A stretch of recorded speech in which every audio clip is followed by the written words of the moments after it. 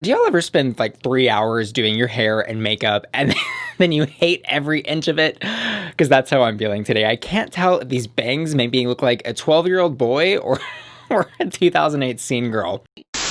Hi, ugly. It's me, Bussy, and welcome back to Hytes or Rats. And today we're reviewing episode 8 of Canada's Drag Race, the Makeover Challenge. But before we get started on this week's episode of Drag the Canadian Drag Race Judging Panel Through the Mud, a quick message from today's sponsor, which can help you earn some extra cash. Opinion Outpost. I know we're all stuck at home, bored, with nothing to do, but why not take advantage of it? You can get paid for sharing your opinion. Make money while you're watching Netflix, browsing YouTube, or when you just can't get to sleep at night. It's easy and you can do it anywhere. I've tried Opinion Outpost. I loved their user interface and how easy they made it to earn extra cash. Personally, I'd give them a hot.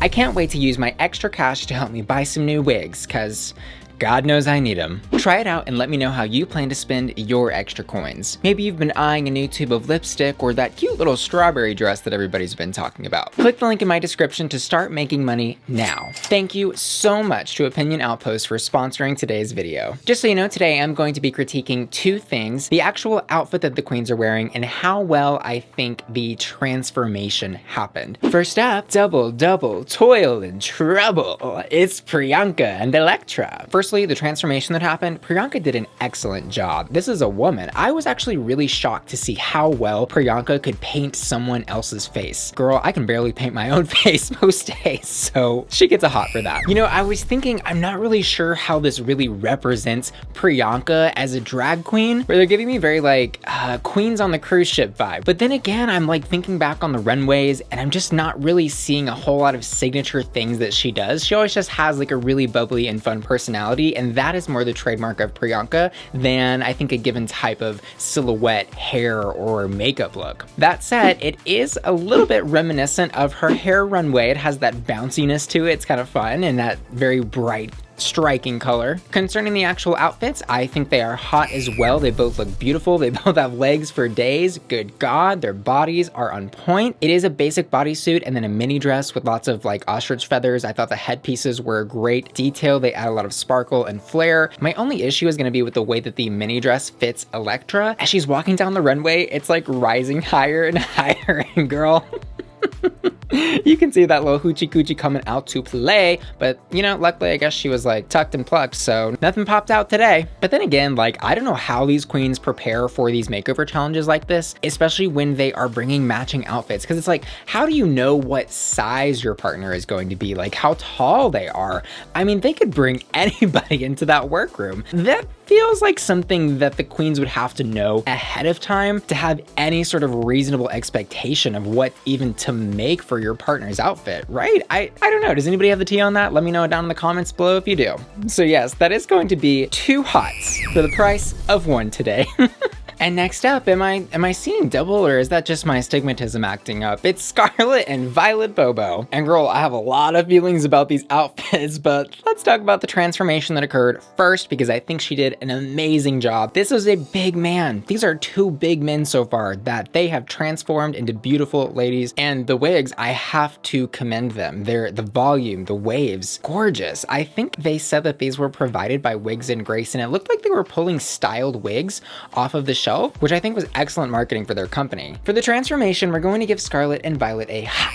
Concerning what is going on with those outfits, oof, girl. I usually find myself really liking what Scarlet walks on the runway. It always kind of has this like punk rock 80s aesthetic to it, but tonight, not feeling it. Maybe it's just not my personal preference. It's something about the like purple and green color on the bodysuit with that silver fringe going down the middle that's just very ice skatery or like gymnast at the Olympics or something, with that leather motorcycle jacket that has like 10 feet of fringe. What is going on? What is that? Like, just these are outfits from 2 completely different worlds. And I also just don't really understand how this represents Scarlet's drag. It has that punk rock aesthetic to it, but again, it has that clashing moment on the actual body with the gymnast costume. This looks like the mini version of those denim wings that Boa brought to the runway. Like, I love a fringy moment, hello, but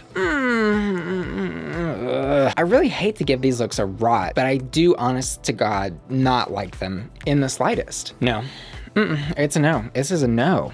This is a hard rot for me. So instead of just generally complaining though about these looks, here's what I would have done. I would have thrown both of these outfits into the trash and then made totally new ones. The most important part is that this person felt empowered. They look like they're having a great time. That's all that really matters, right? Next up, it turns out the lime doesn't fall far from the lemon tree. It's such an obvious like drag sister name. I knew the second they said they're doing drag family, I was like, oh, she's gonna say lime. I just know she's gonna do it. And because I knew she was gonna say lime, I wanted her to pick something really silly. Like if she'd come out and said her drag sister's name was grapefruit or like even citron if she wanted to keep it classy or something, that would have just been a little bit better for me, less on the nose.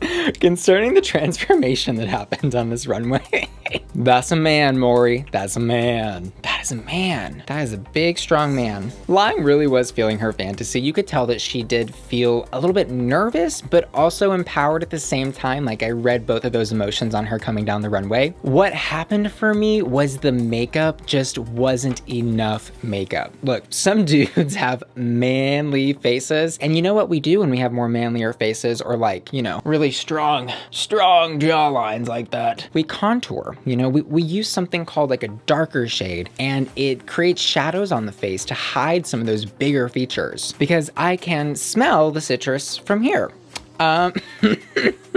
The other thing you can do with a really manly face is give it a higher arch. You also have to do bigger hair on a bigger face. Again, Lemon has that cute little petite face and she can get away with wigs like this. But the other thing is I do definitely read House of Lemon because there's no shape on either of the bodies.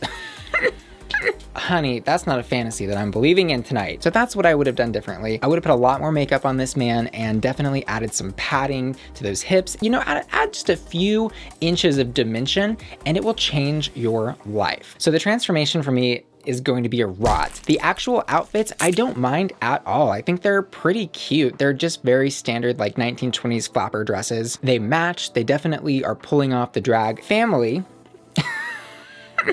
resemblance, right? They definitely are related in some way, okay? Well, you know, maybe this is like the great aunt and you got her out of the Grey Gardens. You said, Auntie, we're going to the party. So they both throw on their old lady dresses and they hit the runway. Nothing wrong with a little fashion from another era, and everyone has their own specific choices and tastes. So I'm gonna give these looks a hot, but again, the transformation was a rot. Next up, it takes two to make a thing go wrong. Next up is Rita and Terry Baga.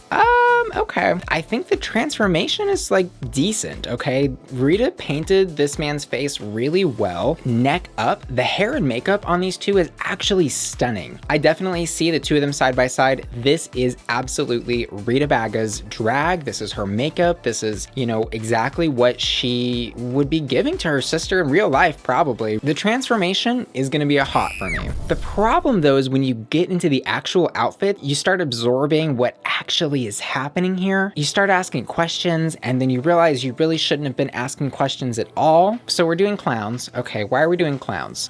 When I think of Rita Baga, I'm thinking of like extraterrestrial intergalactic alien drag. That is what she was serving. Like that's how she came into this competition on both the promo and the entrance in that, you know, plastic runway. Like those are the things I'm gonna be thinking of when I think of Rita. She has some great looks. This was confusing. I don't know what anyone on the runway tonight, besides Jimbo, we'll get to it, was thinking with these looks. I mean, the looks are raw. You already know that. Why is she a clown maid and why is her sister performing at Barnum and Bailey's? Girl, I'm gonna need a couple of shots of Barnum and Bailey's to forget this one. From a distance, I have to say, when I sit back a little bit, when I'm like back here and I'm squinting, the outfits don't look so bad, okay? But when you get closer, when you zoom in, it's the material. It's the material I think ruined these looks. And the fact that it looks like she's carrying a baby that she was supposed to have like 50 years ago and it just like never came out. She has like one of those calcium babies under her skirt. Y'all don't cancel me for that. I think the clown noses are actually cute. Why they are wearing them, I don't know. They need more drag on them. They need to be more draggy. You know, I need more drama from these looks. And girl,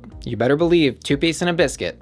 Look at them shoes. Honest to God, was shocked when they put Rita in the bottom. Not because I don't think these outfits are bad, but because I thought the transformation was actually pretty good, and they usually just let Rita do whatever the hell she wants with no punishment. So this kind of shook me that she ended up in the bottom. Jimbo killed it. I mean, like, she always kills it on the runway, but this was exceptional. Girl, Little Miss Red Riding Hood, she got out of that forest, left her grandma with that big bad wolf, and went to the big city and became a professional.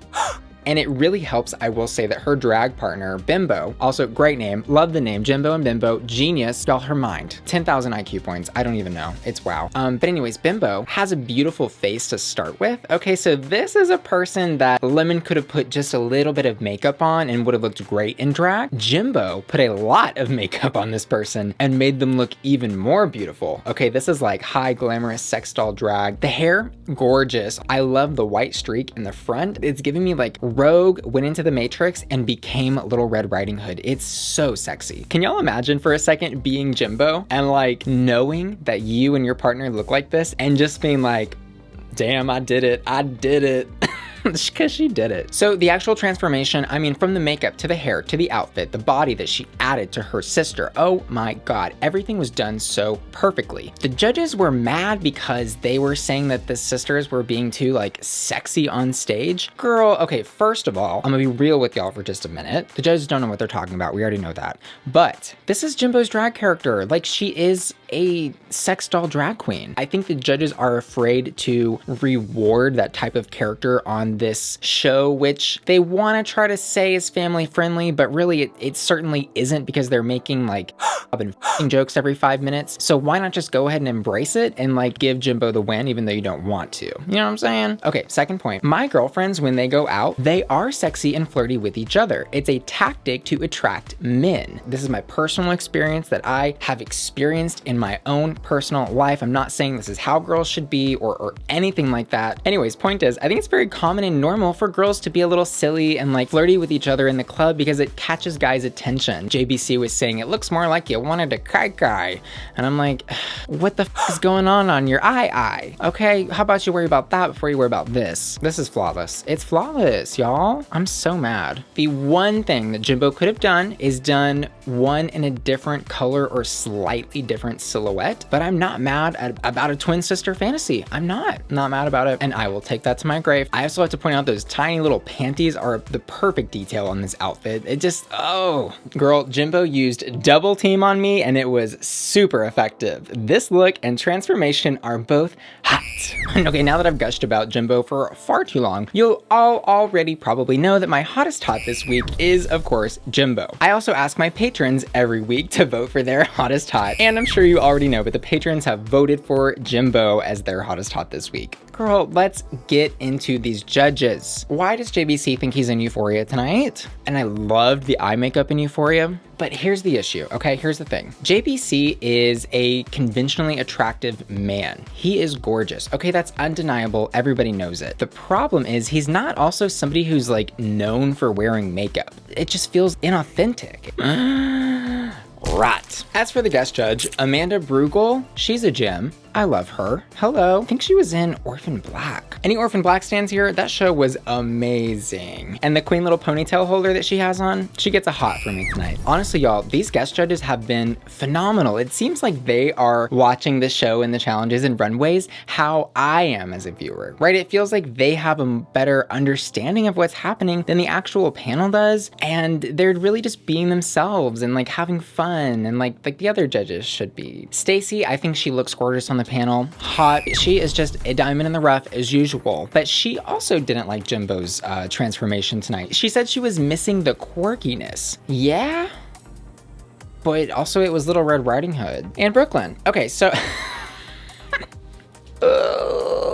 Y'all, I don't like this hair. What is this hair? What is that? There's something weird happening with the hairline. It looks like they messed with it in post-production. When I zoom in on this, I know this seems like totally psycho to do, but I just was like looking at it, I was like, what's going on? And then I looked in closer and there's like a blur effect happening. It looks weird on her head and I stand by that. But yeah, she's giving me like Poison Ivy meets Heat Miser, and we love a bush. But gonna be a rot for me tonight. So yeah, overall, I did really love the message of this episode, contributing to a charity that is bringing people seeking asylum from these countries that have laws literally like forbidding you to be gay. So amazing that they did that. Thank you, Drag Race franchise, for spreading that love and that message and giving them money. As for the bottom two, I don't actually disagree with the bottom two. That's probably who I would have placed in there as well. But did the judges make the right decision on the lip sync? Lemon versus Rita Baga. I've been seeing some talk online, and some people think that Lemon totally slayed it and that Rita didn't do well at all. I disagree with that. I thought they both actually did amazing. Lemon brought in those dancing skills. She gave some jumps into splits and some like handstands into splits that were jaw-dropping. But I also don't think that splits automatically will win you or should win you a lip sync. I can see a justifiable Shantae for either. This season just probably didn't budget for a double Shantae. Those always feel very calculated. You know, they know that they are either going to do a double Shantae or the queens are going to come back. So if they didn't plan for it, they didn't plan for it and they can't do it. Really sad to see Lemon go though. This is a queen already with 2 wins and she's being eliminated off the back of a win. Also, I did a live reaction to this lip sync and that is up on Patreon. I usually do some sort of lip sync reaction or special exclusive like every week or every other week or so. So if you are into those types of videos, I only post those on my Patreon because those are the only place that I can post them because we know YouTube doesn't like those. And my channel is made possible by my generous patrons. They get things like their name and credits, early access, personal shoutouts, access to exclusive videos, and all of my deleted videos I had to remove from YouTube. If you'd like to help me make videos and get those exclusive benefits, you can join my Patreon to do so. And I would like to give a special shout out to Alex, Blythe, Caroline, Catherine, Chris, Crystal, Curtis, Derek, Ed, Elizabeth, Evan, Hannah, Hassan, Ivan, James, Janine, Joseph, Kevin, kind of emo, kind of white girl, Maxwell, Michelle, Miguel, Oscar V, Oscar D, Terry, Rick, Stephanie, Susan, Tacosita, Timotheus, Vanessa, Veronica, Zincat, Midnight 19, and Drew, who are all supporting me at the hot